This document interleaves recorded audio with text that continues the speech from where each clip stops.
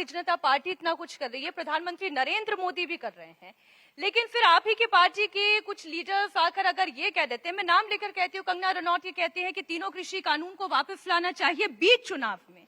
मनोहर लाल खट्टर साहब ये कह देते हैं बीच चुनाव में कि बॉर्डर पर बैठने वाला किसान दरअसल किसान ही नहीं है। फिर आपने जो इतनी मेहनत की किसानों के लिए, वो बातें तो पीछे और ये बातें आगे हो जाती हैं। देखिए, हमारा नेता नरेंद्र भाई मोदी है, हमारे नेता अमित भाई शाह, हमारे नेता जेपी नड्डा है। हम इनके नेतृत्व में काम करते हैं। तो मेरे माननीय प्रधानमंत्री जी और अमित भाई शाह जी और हमारे नड्डा जी, हमारे किसी भी नेतृत्व से कभी भी हमने कभी किसी भारतीय, कोई भी 140 करोड़ भारतीय है, किसी को अपमान किया नहीं है। इस कांग्रेस और इंडी गठबंधन ने व्यक्तिगत रूप से सबसे ज्यादा शब्द प्रयोग करके, अपशब्द प्रयोग करके भारत के प्रधानमंत्री नरेंद्र भाई मोदी के ऊपर ऐसे ऐसी भाषा प्रयोग किया जिसका ना आप बोल सकते हैं ना मैं बोल सकता। इसलिए जो लोग कहता है ऐसी चीज, इनको पहले आईने में जाके खुद का चेहरा देखना चाहिए, वो किस तरीके के पॉलिटिक्स करता है। देश तो देश छोड़ दो, विदेश में जाके भारत को बदनाम करने की कोशिश करता है। राहुल गांधी विदेश में जाके बोलता है जो भारत में हमारे सिख कम्युनिटी के लोगों को पगड़ी नहीं पहन सकता है, अपना कड़ा नहीं पहन सकता है, इस तरीके से भारत के समाज को बदनाम करना, ये कांग्रेस की स्वभाव है। क्योंकि कांग्रेस देश के लिए राजनीति नहीं करता, वो व्यक्तिगत अपने परिवार और अपने लिए करता है। ये स्ट्रक्चर इनके नीचे तक है। और मैं आपको कहता हूं 2024 का जो उन्होंने झूठ बोल के राजनीति का, इसका सबक हरियाणा के जनता उनको सिखाया कि हरियाणा की जनता सभी समय सत्य के साथ चलने वाले हैं। क्योंकि ये भूमि कुरुक्षेत्र का भूमि, ये पानीपत की भूमि है, इस भूमि से ही गीता लिखा गया है। मैं 100% मानता हूं 2024 के लोकसभा का झूठ का जवाब हरियाणा का एक एक जनता इस विधानसभा इलेक्शन में देने वाले है कांग्रेस को। आपने राहुल गांधी की बात कर दी। राहुल गांधी का एक्स पोस्ट जब मैं जाके पढ़ रही थी तो ये कहते हैं कि बीजेपी का संकल्प पत्र दरअसल कांग्रेस मैनिफेस्टो की कॉपी है।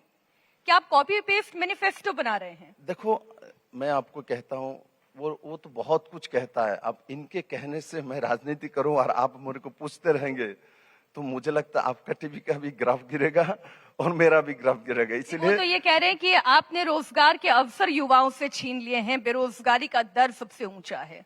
इस देश में सबका आपके पास भी डेटा है, सबसे ज्यादा रोजगार दिया नरेंद्र मोदी सरकार ने।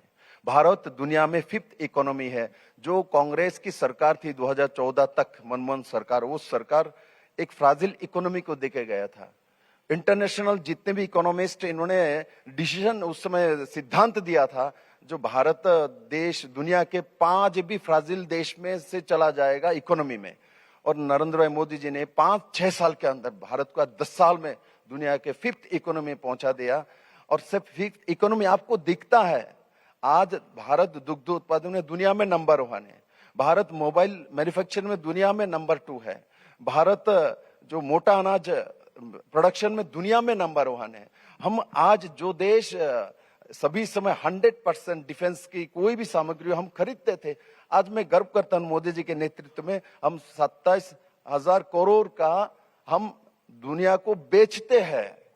तो ये जो स्थिति आपके सामने प्रमाण करता है, पर कैपिटा इनकम आपके कहां पहुंचा। हरियाणा में जब भूपेंद्र सिंह हुड्डा का सरकार था 1.5 लाख पर कैपिटा इनकम था, आज के दिन में 3 लाख पर कैपिटा इनकम है।